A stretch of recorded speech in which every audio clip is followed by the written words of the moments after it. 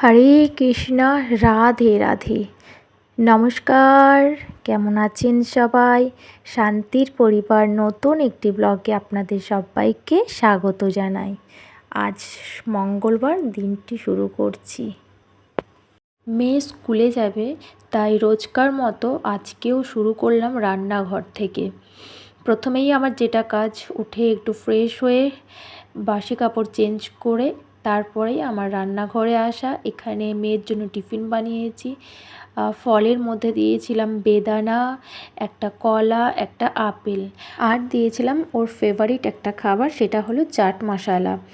ছোলাটাকে সেদ্ধ করে আর তারপরে সেটা নামিয়ে গাজর, ক্যাপসিকাম, শসা, টমেটো কুচি, ধনেপাতা, চাট মশলা আর সামান্য একটু বিট নুন দিয়ে সেটাকে ভালো করে মিক্সড করে আমি ওকে দিই। কিন্তু ও ক্যাপসিকামটা খুব একটা খেতে ভালোবাসে না, আর ধনেপাতাটা বাড়িতে ছিল না, সেই জন্য ওই দুটো আমি আজকে দিইনি।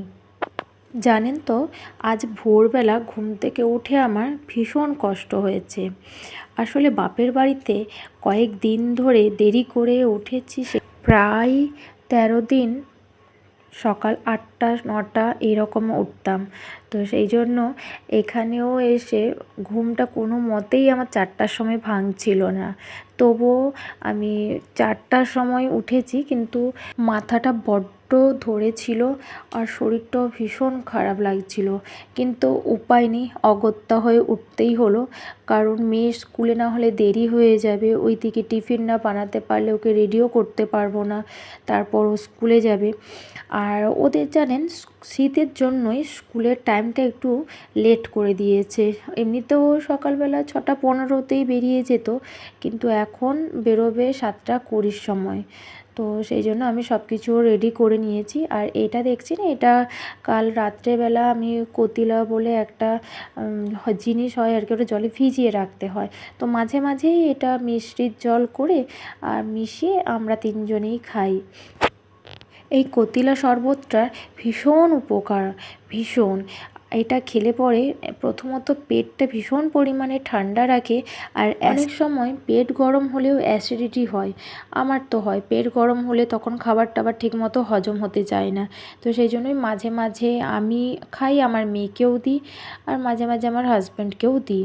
তবে এই শরবতটা আবার টানা কয়েকদিন ধরে খেলে ভীষণ পরিমাণে সর্দি লেগে যায়, কারণ এটা খুবই ঠান্ডা, এতটাই ঠান্ডা যে সর্দিও লেগে যায়। তো ওই জন্য আমরা গরমকালটা যখন ছিল তখন সপ্তাহে 3 দিন খেতাম আর 4 দিন খেতাম না। আর এখন একটু একটু ওয়েদারটা চেঞ্জ হচ্ছে বলে অনেক দিন খাওয়া হয়নি, সেই বাপের বাড়িতেই খেয়েছিলাম, তারপরে আর খাওয়া হয়নি, বাড়িতে এসে খেলাম। আর এদিকে আমার মেয়েকে আজকে আমি মানে ছাড়তে গেছিলাম, ওর পাপার রেশন দোকান বেরিয়ে গেছিলো, সময় ছিল না, তো সেই জন্য আমি ছাড়তে গেছিলাম। তারপর ওকে ছেড়ে দিয়ে এসে আমার যা যা কাজ থাকে সেইগুলোই, কিন্তু আজকের কাজটা একটু বেশি কষ্টকর ছিল, কারণ কয়েক দিন ধরে ঘরটরগুলো তেমনভাবে কিছু পরিষ্কার পরিচ্ছন্ন করা ছিল না। তো সেই জন্য আজকে সময়টাও আমার অনেকটা লেগে গেছে। এক এক করে আজকে সব জিনিস মুছেছি, আর ভীষণ পরিমাণে ধুলো বালি সব বসেছিল, নোংরাও প্রচুর ছিল। তো যতটা পেরেছি করেছি। আজ অনেক কাচাও আছে, কারণ আমার হাজব্যান্ড তেমন কিছুই কাচেনি, সবই রাখা ছিল। আর আমি এসে বেডশিটও সব চেঞ্জ করেছি, বালিশের ওয়ার্ড সব কিছু চেঞ্জ করেছিলাম। তো কাচার পরিমাণটা আজকে অনেকটাই বেশি, তবুও একটু একটু করে সব মোছামুছি করে তারপরে কাচাকাচি করতে গেছিলাম। আর এদিকে আজকে আমার পুজোতেও অনেক দেরি হয়ে গেছিলো। আর ভাবছি আমি যে এরপর থেকে না, সকালবেলাটা এই সময়টা আর মোছামুছি করব না। এটা ওই রান্নাবান্না করে টরে দিয়ে এসে তারপরেই ভাবছি সব রোজ ডাস্টিংগুলো করব। তখনও তো আমাকে আরেকবার স্নান করতে হয়, রান্নার পর আমি স্নান করে নিই আরেকবার, কারণ আমার গোপুর আরেকবার সেবা দেওয়ার থাকে দুপুরের সময়টা। তো ওই সময়টাই আমি ভাবছি এরপর থেকে ডাস্টিং করব। সকালে ভীষণ দেরি হয়ে যাচ্ছে ডাস্টিংয়ের জন্য। আগে তাও আমার মেয়ে 6টা 15 সময় বেরিয়ে যেত স্কুলে, তো অনেকটা টাইম পেতাম। এখন তো 7টা 20 সময় বাড়ি থেকে বেরিয়েছে, 7টা 15 20 এরকমই হবে।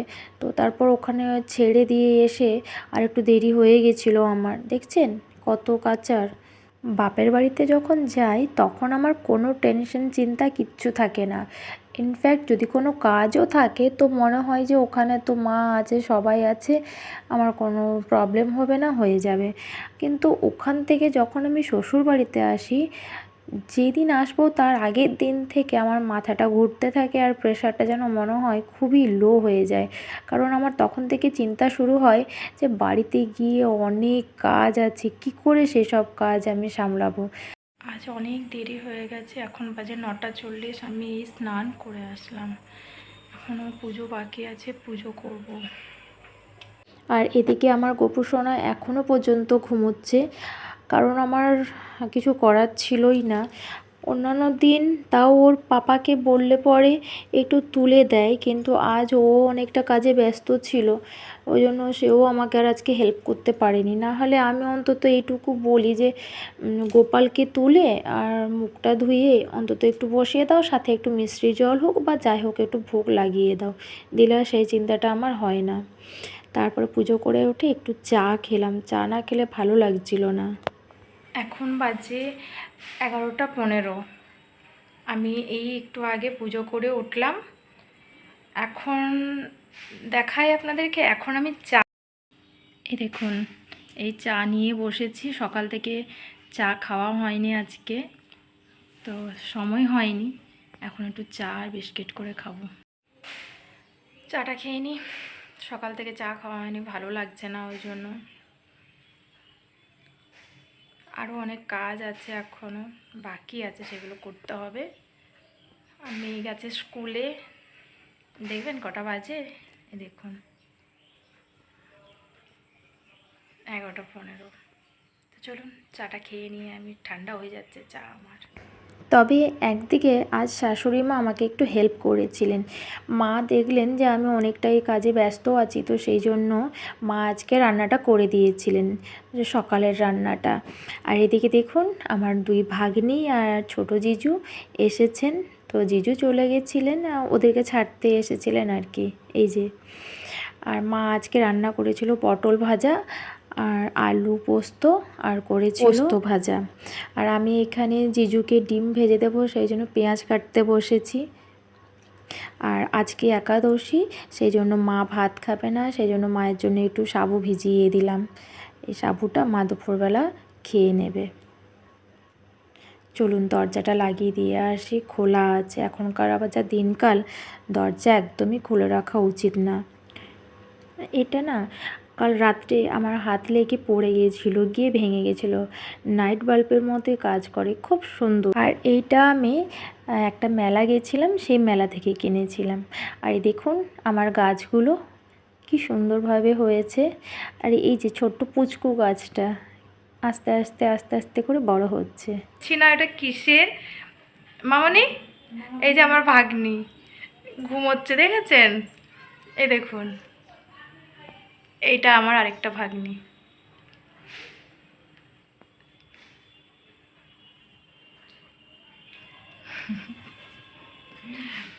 আর একজন ক্যামেরাটাও ভীষণ পরিমাণে কড়া ছিল, সেই জন্য জামা কাপড়গুলো আগে আনতে গেছিলাম, নাহলে প্রত্যেকটা জামা কাপড় জ্বলে যাবে, রঙগুলো আর কিচ্ছু থাকবে না।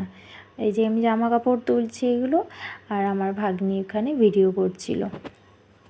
এখনও পর্যন্ত রোদটা ভীষণ পরিমাণে কড়া। আর এখানে ওদেরকে একটু খেতে দেব, সেই জন্য ডিমের অমলেট করে দিচ্ছি। আর আমার মেয়ে স্কুল থেকে আসলে করব। আজ আমি অবশ্য খাবো না আমিষ, কারণ আজ বড় একাদশী। যদিও আমি একাদশী করি না, তবুও আমি মনে হলো যে গোপাল আছে, থাক তাহলে। আর মাও বললেন, তোমার দিদি এসে গেছে, আমি তোমার জন্য খাবার রেডি করি, ঠিক আছে? বেটু ব্যাগ গুছিয়েছ? আচ্ছা, তুমি ভয় পাচ্ছ কেন আমাকে বলো? তোমার তো পড়া হয়ে গেছে কমপ্লিট, কমপ্লিট না সব? তাহলে তো ভয় পাচ্ছ কেন? কিসের ভয়? স্যার রেখে দেন কেন? স্যার রাখেন কেন? কারণ পড়া না করা, চুরি বিদ্যা করা, তারপর বেশি কথা বলা, আর বেশি বকর বকর করা, এই জন্য স্যার রেগে যান। ও, তুমি কি এগুলোর মধ্যে কোনোটা করো? না, করো না তো, তাহলে ভয় পাচ্ছ কেন তুমি? আমার ভয় লাগে। কিসের ভয়? আমাকে ভয় লাগে গো, সত্যি করে। সত্যিকারের ভয় লাগে? পড়া হয়েছে তো তোমার? পড়া হয়ে তো আছে, কিছু তো পড়া পারাইনি এখন স্যার। আচ্ছা, ঠিক আছে, তাহলে তোমাকে দিদি ছাড়তে যাবে। হ্যাঁ, না তুমি চলো না, চলো না, চলো না প্লিজ। আমি যাবো না। না কটা বাজে? 4টা বাজে, 4টা। না তুমি ফোনে দেখো। আমি দেখেছি পুরোই 4টা না বাজে। 4টা বাজেনি। ভাইয়া সিটাটা গোপটা। এদিকে রাতের রান্নাটা বসিয়ে দিয়েছি। আলু ফুলকপি ভাজা আর রসগোল্লা ছিল আর রুটি। আর আমার মেয়ের একটা স্বভাব আছে জানেন, ওর টিউশন পড়তে যাবার আগে এত নার্ভাস হয়ে পড়ে।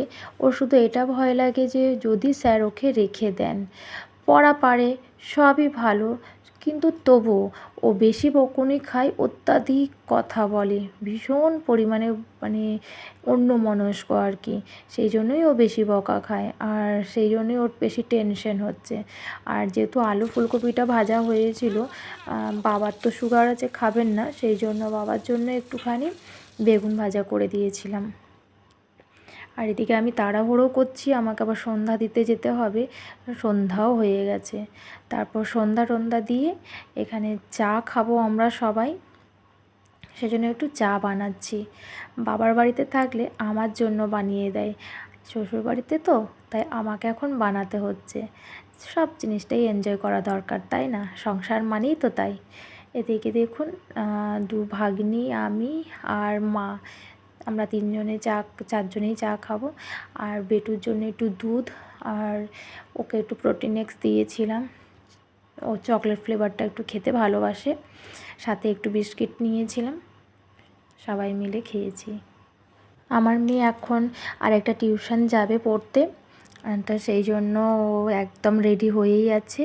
ও শুধু দুধ আর বিস্কিটটা খাবে, ব্যাস, দিলেই হয়ে যাবে। ওর পাপার সাথে যাবে, ও পাপা ছেড়ে দিয়ে আসবে। কাল আবার ওদের স্কুল ছুটি দিয়েছে, এইটা ভেবে আমি একটু আনন্দ পাচ্ছি যে অন্তত ভোরবেলা উঠে আর রান্নাঘরে দৌড়তে হবে না টিফিনের ব্যবস্থার জন্য। কি রোজ রোজ ভাবতে হয় কাল কি দেব, ও কি নিয়ে যাবে। সব খাবার ও পছন্দ করে না, সেজন্য অনেক বেছে বেছে আমাকে করতে হয়। আর এদিকে আনলাটার অবস্থা দেখুন, বেচারার অবস্থা খুব খারাপ, শোচনীয় অবস্থা, দেখে করুণা হচ্ছিল। কিন্তু কি আর করা যাবে। আজকে আমি ভাবলাম এই আনলাটাকে আগে ঠিকঠাক করে গুছিয়ে নিই। আর দেখেছেন কত জামা কাপড়, এগুলো সব ঠিকঠাক করে রাখবো, যেটা আলমারিতে রাখার, যেটা আনলাতে রাখার, সব ঠিকঠাক করতে করতে আজকে প্রায় অনেকটা দেরি হয়ে গেছিলো।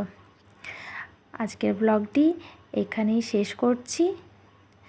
দেখা হবে আগামীকাল আবার একটি নতুন ব্লগ নিয়ে। ততক্ষণে সবাই ভালো থাকবেন, সুস্থ থাকবেন। আর যে যেখান থেকে আমার ব্লগটি দেখছেন তাদের সবাইকে অনেক ভালোবাসা, পাশে থাকবেন। বাই।